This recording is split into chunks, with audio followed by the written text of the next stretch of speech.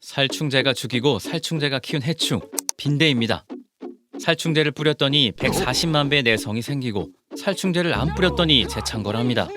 살충제 역사는 고작 100년 남짓, 빈대는 백악기 시대부터 살아왔습니다. 살충제를 빼놓고 생각하는 것이 오히려 자연스럽겠습니다. 살충제 없이 빈대 잡으러 가보시죠.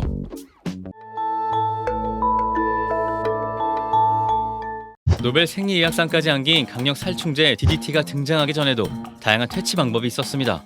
주스를 걸거나 죽은 동물의 발을 미끼로 주거나 수은을 뿌리기도 했죠. 터무니없는 것만 있었던 건 아닙니다. 유럽 남동부 지역에서 강낭콩잎을 덫으로 썼습니다. 한밤중 빈대 창궐지 근처에 강낭콩잎을 깐 후 다음날 아침 그 잎들을 태웁니다. 잎에는 빈대가 얼마 붙어 있었죠. 전자현미경으로 관찰한 결과 콩잎에 있는 갈고리 모양 분미모가 빈대의 발을 휘감거나 관통한 빈대를 붙잡고 있는 걸 확인했습니다. 이를 응용해 플라스틱 덫을 만들기도 했습니다. 구조는 같았지만 빈대는 플라스틱 갈고리를 쉽게 빠져나가 기대를 줘버렸죠. 연구를 계속한다면 쉽게 마르는 콩잎을 대체하고 플라스틱보다 강력한 물질로 덫을 만들 수 있을 겁니다. 규조토도 비슷한 원리로 이용돼 왔습니다. 규조토 가루는 인간에겐 곱지만 빈대에겐 칼날처럼 작용합니다. 가루 위를 지나다간 표피가 찢기기 때문에 피해갑니다. 잘못 걸리면 죽고 말죠.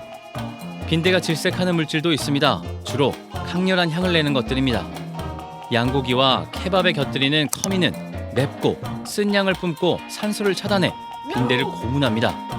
향균 효과가 있는 커큐민도 함유돼 있죠.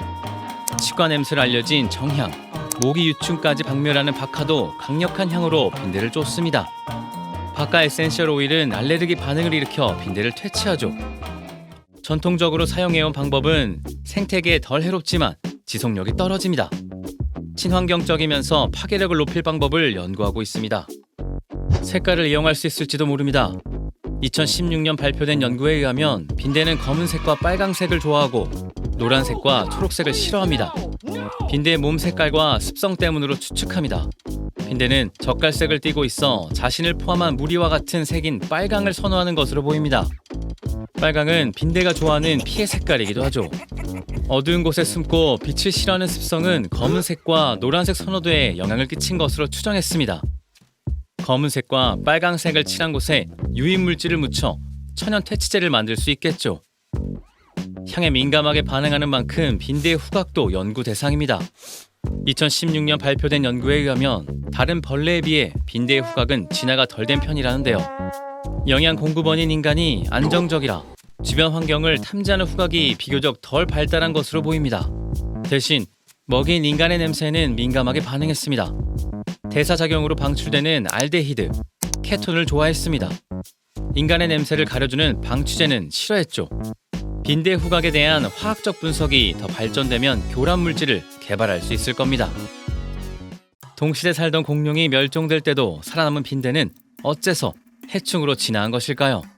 빈대는 심각한 피부병을 일으키지만 고대엔 빈대를 피부병 치료제로 썼습니다. 빈대부터 흡혈로 기생하지만 모기와 달리 병을 옮기지 않죠. 죽이려 했지만 현대 들어 더 기승이고요. 빈대보단 문명의 진화가 잘못된 건지도 모르겠습니다. 더 흥미로운 과학 콘텐츠로 찾아뵙겠습니다.